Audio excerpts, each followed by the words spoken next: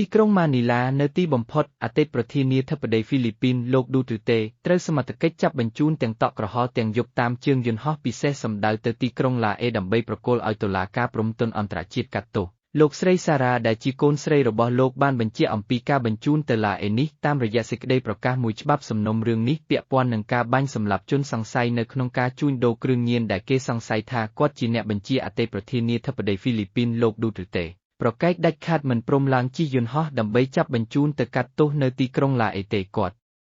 ត្រូវសមត្ថកិច្ចចាប់ខ្លួនភ្លាមតែម្ដងបន្ទាប់ពីវិលត្រឡប់ពីហុងកុងកាលពីព្រឹកមិញកាលពីមុននោះលោកបញ្ជាក់ថាលោកមិនជំទាស់នឹងការចាប់ខ្លួនទេលោកគ្រាន់តែដាក់ជាសំណួរថាតើលោកបានធ្វើអ្វីខុសលោកឌូទឺតេលើកហេតុផលថាស្ថាប័នបរទេសគ្មានដែនសមត្ថកិច្ចទៅលើប្រទេសហ្វីលីពីនទៅទៀតទេលោកថ្លែងប្រាប់សមត្ថកិច្ចនៅព្រលានយន្តហោះវីឡាម៉ូវេលេមឺថាលោកអាចទទួលការកាត់ទោសនៅក្នុងតុលាការហ្វីលីពីនតែប៉ុណ្ណោះលោកថ្លែងថាតុលាការព្រហ្មទណ្ឌអន្តរជាតិគ្មានសិទ្ធិធ្វើរឿងនេះទេហ្វីលីពីនលែងជាភាគីហត្ថលេខីរបស់អេកទៅទៀតហើយលោកឌូទឺតេថ្លែងថាលោកជាពលរដ្ឋហ្វីលីពីនម្នាក់អ្នកទាំងអស់គ្នាក៏ជាពលរដ្ឋហ្វីលីពីនដូចគ្នាពួកគេគួរណាស់កាត់ទោសលោកនៅតុលាការហ្វីលីពីនប្រើប្រាស់ចៅក្រមហ្វីលីពីននិងរដ្ឋអាជ្ញាហ្វីលីពីនគិតត្រឹមម៉ោង 7 យប់ថ្ងៃអង្គារនេះពោលគឺ10 ម៉ោងក្រោយការចាប់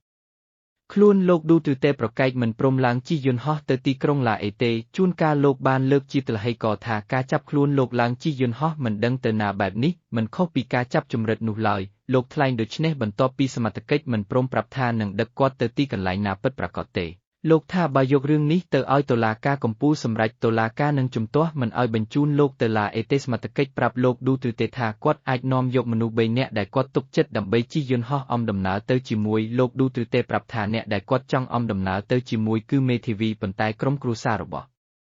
គាត់មិនបាច់ទៅជាមួយទេក្រោយមកគាត់ប្រាប់ថាបើចង់ចាប់គាត់បញ្ជូនទៅឡាអេត្រូវគិតសារឡើងវិញហេងស៊ុយកូនស្រីគាត់អាចជាប់ឆ្នោតជាប្រធានាធិបតីនៅអានថ្លោកស្រីសារ៉ាដែលត្រូវជាកូនស្រីរបស់លោកឌូទឺតេនិងជាអនុប្រធានាធិបតីហ្វីលីពីនបាននិយាយរិះគន់ខ្លាំងចំពោះការចាប់ខ្លួននេះលោកស្រីបានចេញសេចក្តីថ្លែងការណ៍មួយចាត់ទុកថានេះជាការប្រមាថអធិបតេយ្យឲ្យភាពជាតិរបស់ខ្លួនហើយជាការសើចចំអកឲ្យពលរដ្ឋហ្វីលីពីនគ្រប់រូបដែលមានជំនឿថាប្រទេសរបស់ខ្លួនមានឯករាជ្យភាពដ៏ពិតប្រាកដលោកស្រីថ្លែងថានៅពេលលោកស្រីកំពុងសរសេរសេចក្តីថ្លែងការណ៍នេះឪពុករបស់លោក